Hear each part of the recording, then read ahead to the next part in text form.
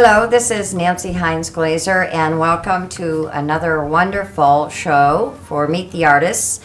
And tonight I'm so lucky, again, to have a wonderful illustrator, a semic painter, performance artist, all-around fun guy, Russell Christian. How are you?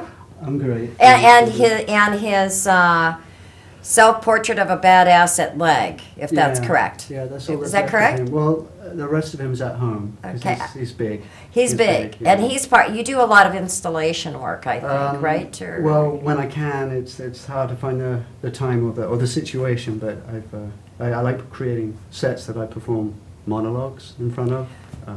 and as I was talking with you in preparation for tonight, I was going, "Oh my goodness, I'm hearing terms I've never heard before." And the explanation of what you do and how you arrived at it. It's a pretty interesting journey.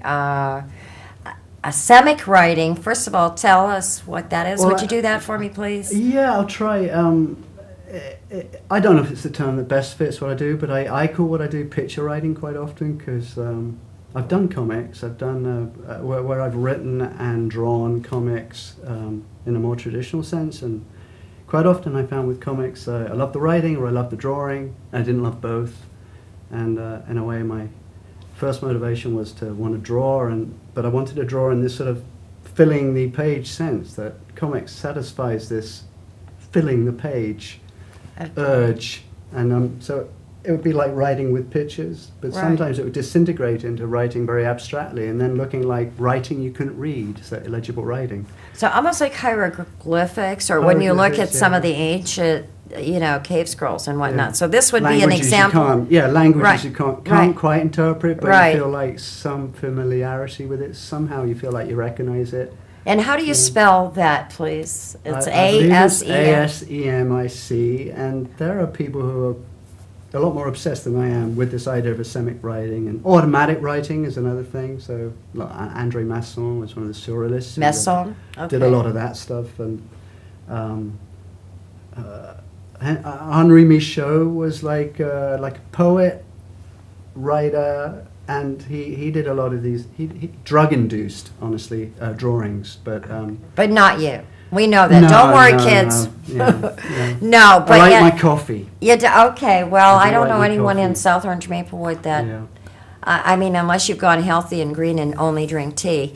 And of course, I mean, no offense to anyone, either coffee drinkers or tea drinkers on that one. But you do have a high energy, and that's one of the things that I love about your work. Is there's just a lot of it almost sort of feels like the inside of my purse, this frenetic. It's manic. Yeah. Manic. Okay.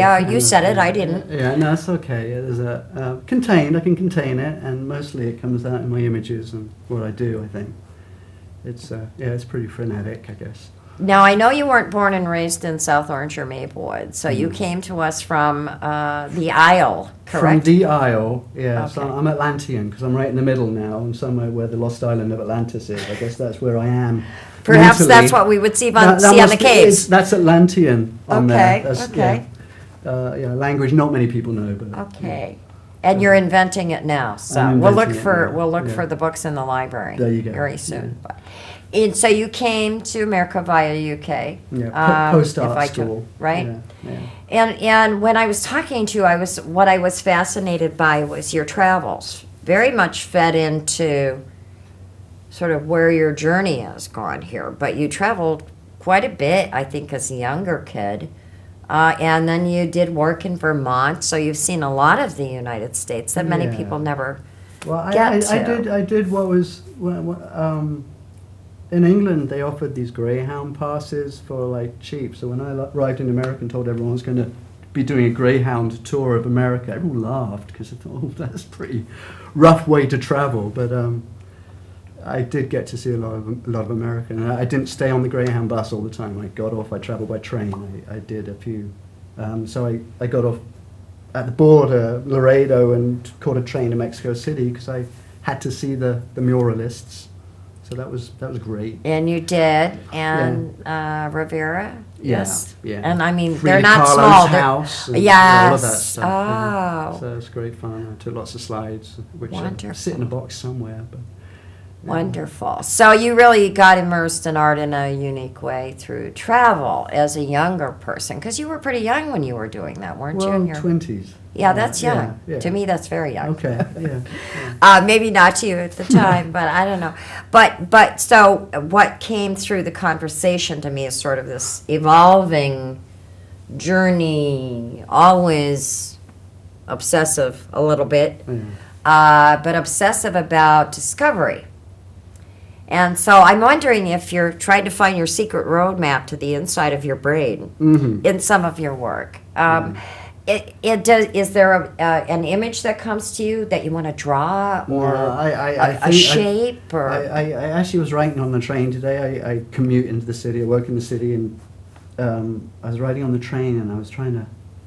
I'm always trying to think, what is art? Honestly, it's the question no one wants to ask an artist, and it's the question I'm always asking myself. And we heard it asked the other night, and I think right, and it's people shunt it aside, and I kind of play with it. And I was thinking, art is elusive. Art is hanging out in some bedsit somewhere. Art doesn't want to be found, and I think of myself as this detective is looking for art, but I get there and he's just left. And sort of art is this constantly elusive character, and in a way, one of the things I found totally inspiring, I always say this, when I was about 15, was a picture of Picasso at 90 with the fire in his eyes. He still hasn't found it, and this guy who produced more art than anyone, and he was still like, where is it?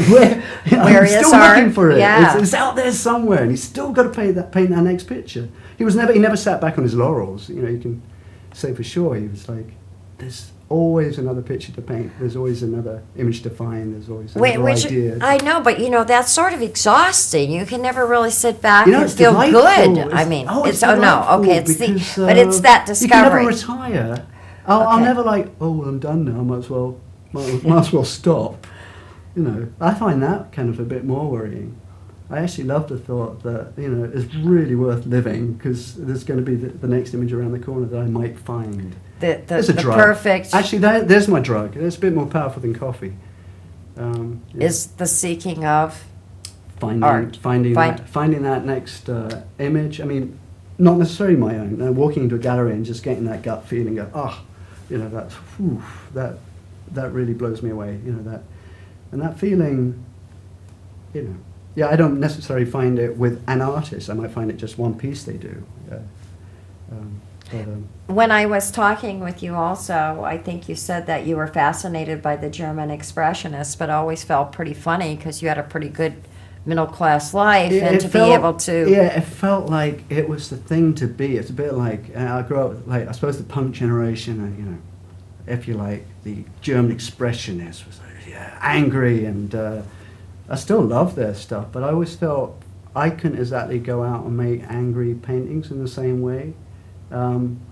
And I could never take my own anger seriously. I had adolescent anger, like all my buddies had adolescent anger, and I was doing adolescent angry paintings, I think. And it was probably years later that I said, you know what, the anger isn't necessarily my own. So I started to think of it in those terms, not like me expressing myself or my angst or my pain, but maybe me just observing pain, observing angst, visualizing it, and people relate to it because they go, yeah, that kind of captures this thing that we all share. Well, him, my favorite. Yeah. Oh my God, my head's about to explode. I have another report due. Right. But he's somebody I saw, and that was also part of the artist studio tour. Yeah. And I just related to him. I think I saw him on a day. It was like, I just can't take anymore. I really can't. I can't see another patient. I can't do another thing. And so that one hit me between the eyes. It's like everybody's got to have that moment when their head's about to explode, right? Absolutely. Okay, so I feel better now. I thought it was just me that was having but the other a problem. Thing is, this is why I find myself developing personas. So I've dressed. This is my best effort at dressing like a banker. Well, and to go along with your recent series, the theme, and what I liked about what you told me is that it's really an artist's response to the financial crisis, correct? Yeah, which we could dangerously be like a one-liner or something. It could just stop there, like, okay, he's angry. Because, there's branded artists out there who are one world, and then there's 99% of the artists out there who are like struggling, and I see them as very different worlds. I mean, there's one question to what is art. Art is money, and if you go to the auction houses, and the most valuable person at the auction house is not the critic, the art critic who writes the foreword to the catalogue.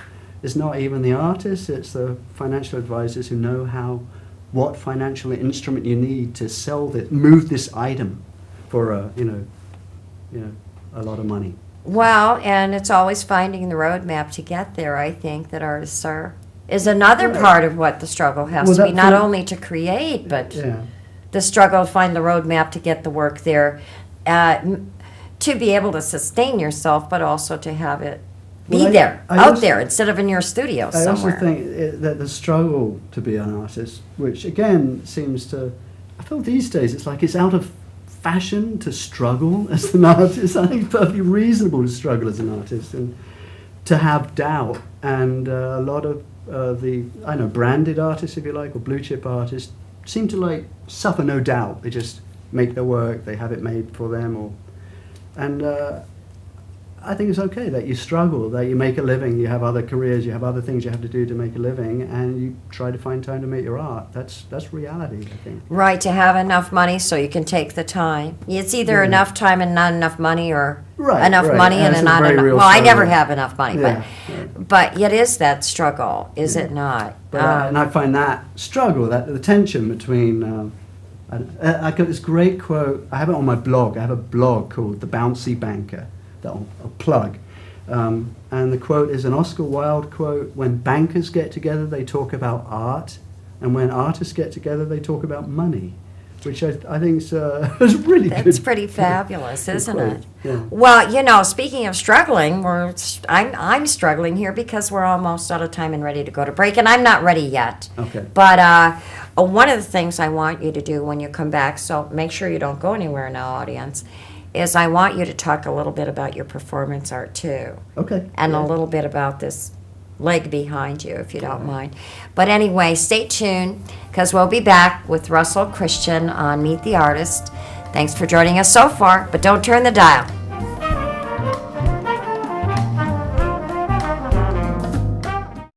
Is your home in foreclosure?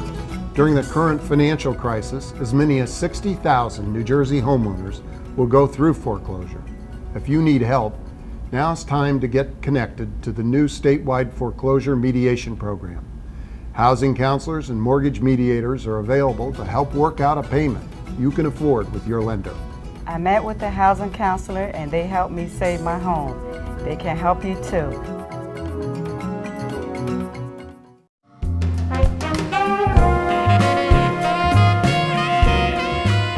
Welcome back. I'm here on Meet the Artist with Russell Christian, illustrator, performance artist, painter, sculptor, installation artist, a ceramic painter. Okay, what have I not covered? But anyway, I think we were talking a little bit about the struggle. We were talking about you and the Bouncy Banker and your website and the quote by Oscar Wilde, which I love. Yeah. Would you say it again for me, because I have no memory? I want to hear it again. When bankers get together, they talk about art, and when artists get together, they talk about money, which I don't know if that's strictly true, but there's a ring of truth to it. So. And it's a pretty funny quote. Yeah. So now, and what we talked about is your series about the Bouncy Banker is an artist's response to the financial crisis, and we are all sort of dealing with that. Yeah. Young folks are having trouble finding jobs. Folks that have had jobs have lost them. Older folks are finding it difficult to maintain them because the corporation, the world they lived in was always stay one place, and those places where you used to stay don't exist so much anymore. But how did you come up with this series, first of all? Well, they actually started as letters. I was writing, I found myself wanting to write these imaginary letters to the bank manager, and I don't think any of us have a real bank manager anymore. It's it's sort of in the past, this idea of the friendly guy you go to who helps you handle your finances. And I don't think I'm the only one out there who's a little obtuse when it comes to organizing monies. And so I actually I was fantasizing about a really nice person out there who would help me sort it all out. But I couldn't do it seriously, so I started writing these letters to the bouncy banker, and the idea being that the banker always bounces back. You know, I don't know. You remember send it? Do you remember those toys, the Weebles? Of course I do. The Sure. Weebles wobble, but they don't fall Fall down, correct. And I see bankers like that. You know. Although many have fallen in recent times, so, but I mean, visually, I get the image. Somehow, yeah, as an image, they'll bounce back. You know, they being a grand they, I don't know, you know. So, and you know, so I started playing with this idea of making images of remorseful bankers, which the two just do not go together. The idea. And he's remorseful, yeah. So yeah, I found myself wondering about what would someone who's like, I'm sorry, we really shouldn't have done what we did, you know, with these instruments, these financial instruments and stuff, you know. And I actually found myself thinking, could I build a performance around that? And the idea of, you know, manically dancing, almost you can imagine a manic dance on the floor, the trading floor, and it's an idea that's still evolving, but in the letters it's evolved as a rant, really. Sometimes funny, sometimes angry, hopefully never too angry, and hopefully in never the letters? too silly. Yeah. Angry, okay. Sometimes, yeah. Okay, well, but see, also- now he looks pretty familiar to me. He looks like somebody in the news, The yes? portrait, yeah. So- But you know what I admire about all the artists that I've met is their ability to take a moment or create a visual image based on maybe a second in time or an interchange or a fleeting piece of light or you know, a cloud or something, and recreate it for the rest of us, to the benefit of all of us.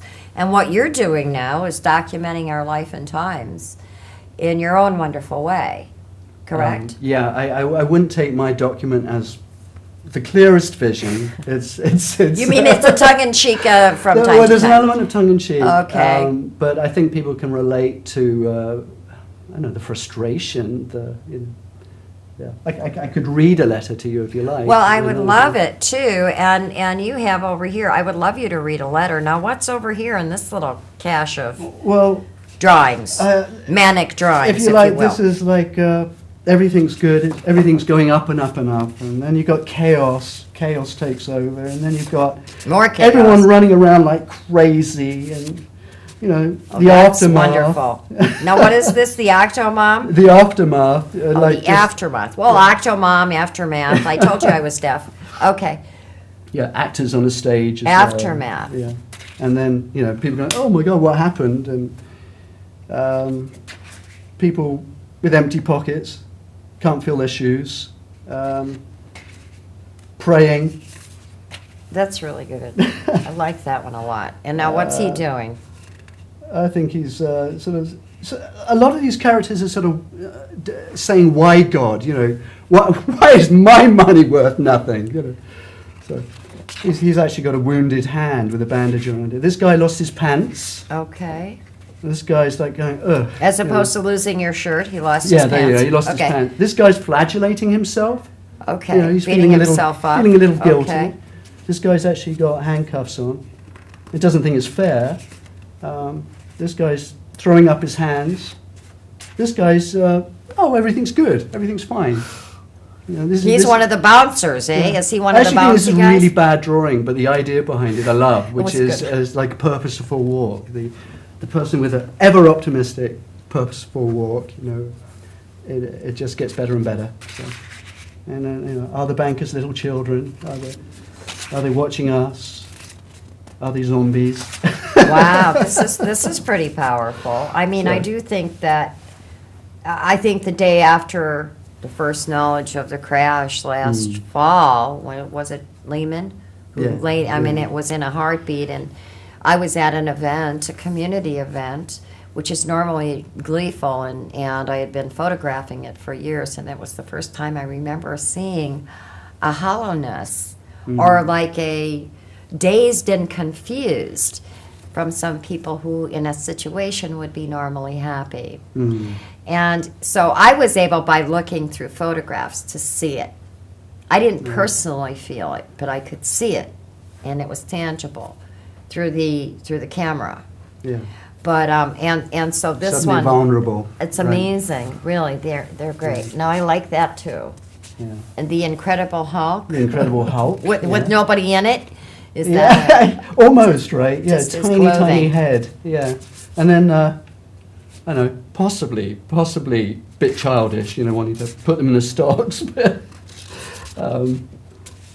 this was me trying to imagine what my bank manager might look like,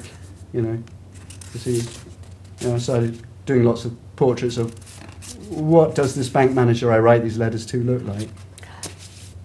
And then these... Is that a money machine? A money yeah, access ATM machine, Yeah, a ATM. potato field. Wow. I did a whole bunch of ATM machines in potato fields. Don't ask me why. And everyone says, why? I said, I don't know, but I felt this compulsion. And then, madly dancing. Oh, and then at the end, I have, your crowds of protesters. This is wonderful.